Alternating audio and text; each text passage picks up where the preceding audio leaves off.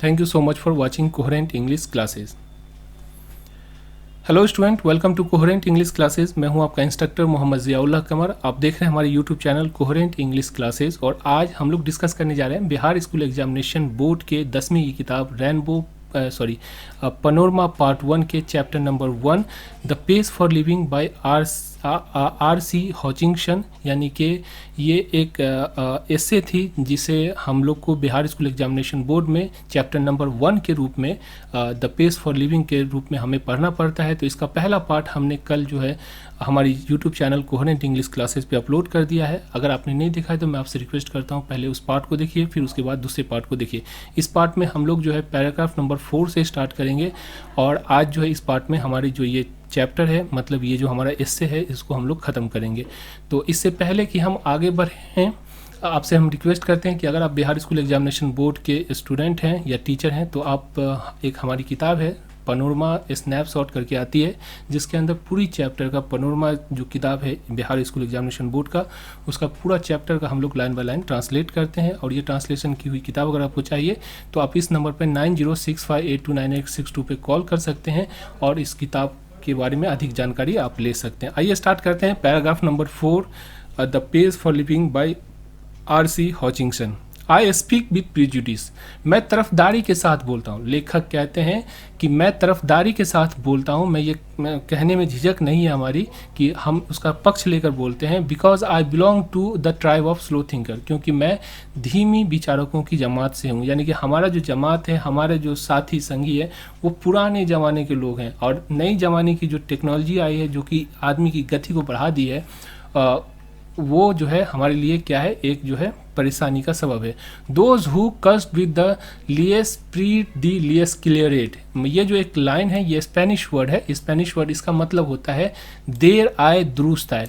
लियस प्रीट the लियस क्लियरेट, लियस pleat the लियस क्लियरेट, यहाँ पे आपको लिखा हुआ है, आप इसको पढ़ सकते हैं।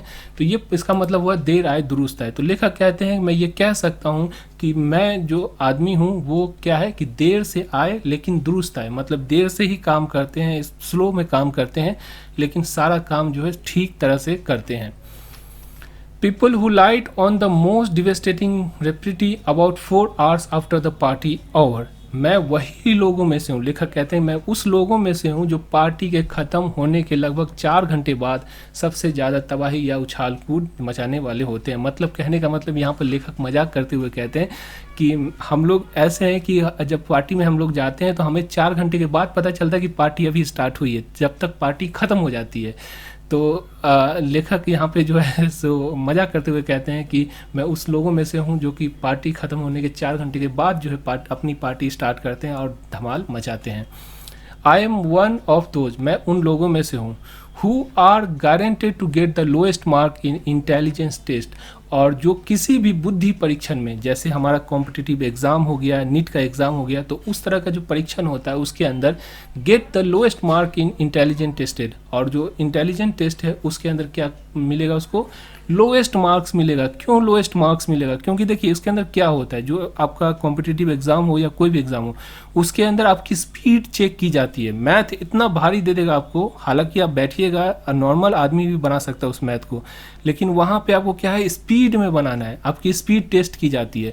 तो यही कहते हैं यहाँ पे लेखक कि अगर मुझे कोई इंटेलिजेंट टेस्ट के अंदर, यानी कोई बुद्धि परीक्षण वाला जो टेस्ट होता है उसके अंदर बैठा दिया जाए तो हमें सबसे कम जो है मार्क्स मिलेगा। Because those test are all the one I have come across, यानी वो सारे टेस्ट, बुद्धि परीक्षण वाले टेस्ट जिससे होकर मैं गुजरा हूँ या जिसको मैंने दिया है, क्योंकि वे सभी परीक्षण या वो सारी चीज़ें जो मेरे नज़रों से होकर गुजरा है, मतलब मैंने जिसको दिया है, seems to be design to measure the speed of your mind more than anything else. यानी कि वो जो परीक्षण होते हैं वो सिर्फ और सिर्फ आपके दिमाग की गति को मापने के लिए डिज़ाइन की जाती है, डिज़ाइन किए गए प्रतीत होते हैं। ओबियसली का मतलब जाहिर है, हकीकत है। वी स्लो थिंकर, हम मंद बुद्धि वाले लोग, are terribly handicapped in the business of getting the living. और हम जो मंद बुद्धि के लोग हैं और ये जो मॉडर्न ज़माना है उसमें जीवन निर्वाह के खेल में भीषण रूप से असमर्थ हैं, मतलब कि हम लोग से नहीं हो पाता है।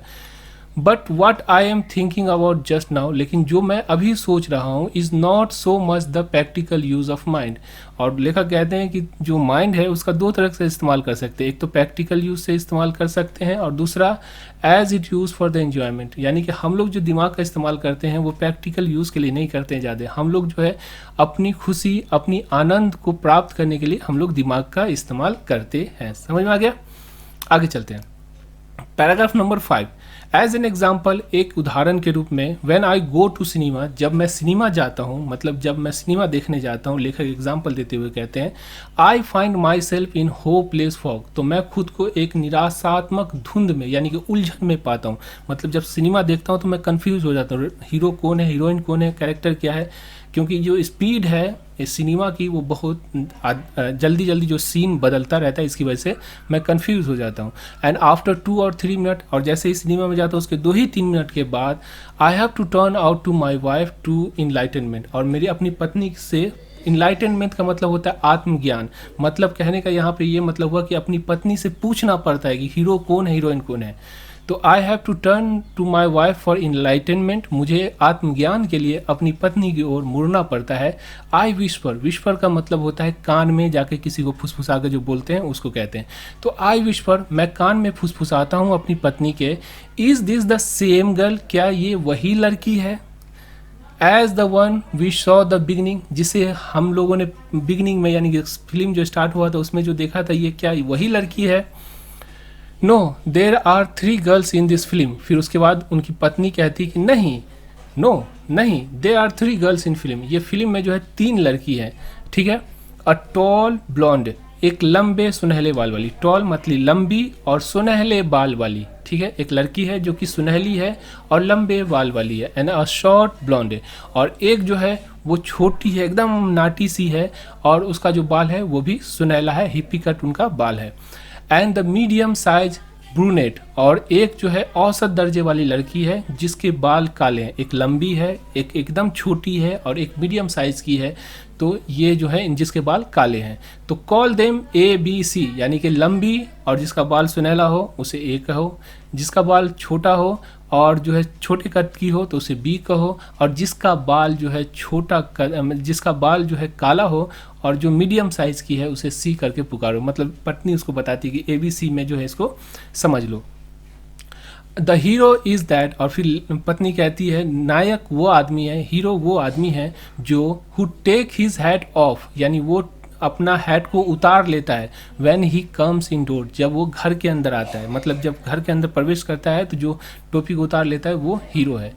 He is going to fall in love with a girl BCA in that order, मतलब फिर उसके बाद उसकी पत्नी कहती है कि ये जो हीरो है वो पहले B वाली लड़की से प्यार करेगा, प्यार उसको हो जाएगा, फिर उसके बाद C वाली लड़की से प्यार हो जाएगा, फिर A वाली लड़की से उसको प्यार हो जाएगा, and so it prove to be, और उसके बाद लेखक कहते हैं और इसलिए ये साबित होता है कि there you have a mind which has trained itself to work in higher gear, though as a matter of fact it can work in other gear just as well. फिर लेखक कहते हैं कि इससे पता चल गया ना, फिल्म को तो हम भी इंजॉय कर लिए, इंजॉय ये किए कि हम स्पीड को ना करके हमने पहचान मार्क कर दिया, और मार्क करके हमने जो है फिल्म को देख लिया और हमें भी इंजॉयमेंट मिला।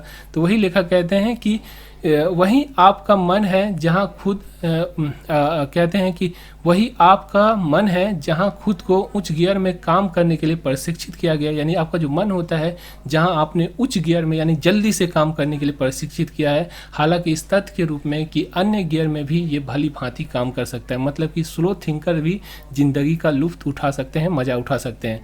But my point is that, लेकिन मेरा कहना यह है कि most of our fellow patient, cinema में मेरे ज़्यादातर जो साथी है in the cinema do think fast enough to keep up comfortably with the rapid changes of the scene and action, कि सीन और एक्शन की के तेज़ी से बदलाव के साथ आराम से बने रहने के लिए अवश्य ही काफ़ी तेज़ गति से सोचते होंगे। मतलब लेखक ये कहते हैं जो सिनेमा में होते हैं वो सारे के सारे यंगस्टर होते हैं, तो उसका जो सोच होता है वो टेक्नोलॉजी के हिसाब से अपने आप को अडॉप्ट किए हुए हैं। तो सिनेमा में जो जितने भी लोग होंगे वो सीन के साथ अपने आप को सोचते हैं, लेकिन हम स्लो थिंकर्स क्या होते हैं कि हम समझ नहीं पाते हैं, ठीक है। They think much faster than people did 30 years ago. फिर लेखक कहते हैं कि ये जो नई जनरेशन है वो बहुत ज़्यादा और बड़ी गति से, बड़ी स्पीड से सोचते हैं आज से 30 साल पहले जो व्यक्ति पैदा हुए उसके बनिस्बत, उसके मुकाबले। पॉसिबली बिकॉज, संभवतः इसलिए कि those do not think fast in the high street now day, जो आजकल यानी इन दिनों, अगर आज के ज़माने में हाई स्ट्रीट यानी कि जो चौराहा होता है उस पर तेज़ी से अगर नहीं सोचते हैं, may not get another chance in the world to think all at all, उन्हें इस दुनिया में और एक मौका नहीं मिल सकता। मतलब ये है कि आप चौराहे पे गए और आपने डिसाइड नहीं कर पाया कि चौराहे को क्रॉस करें या नहीं करें, आपने गलती से चौराहे क्रॉस कर दिया, गाड़ी आई, धक्का मारा, मर गए, दोबारा थिंक करने का मौका मिला, दोबारा सोचने का मौका मिला, नहीं मिला। तो यही लेखक कहते हैं कि आज के दौर में, क्योंकि आज की नई जनरेशन स्पीड बढ़ी है, तो लोगों को भी अपनी स्पीड जो है, गति बढ़ानी पड़ेगी मेंटल एक्टिविटीज़ की, ताकि वो जो है सही समय पे सही निर्णय ले सके। तो यहाँ पे अगर आप चौराहे पर तेज़ी से निर्णय नहीं लेंगे तो शायद कोई गाड़ी आपको दुर्घटनाग्रस्त कर सकती है, और शायद इस भूल के सुधार के लिए आपको दुनिया में एक और मौका नहीं मिल सकता। इसका मतलब ये हुआ। तो इस तरह से हमने जो है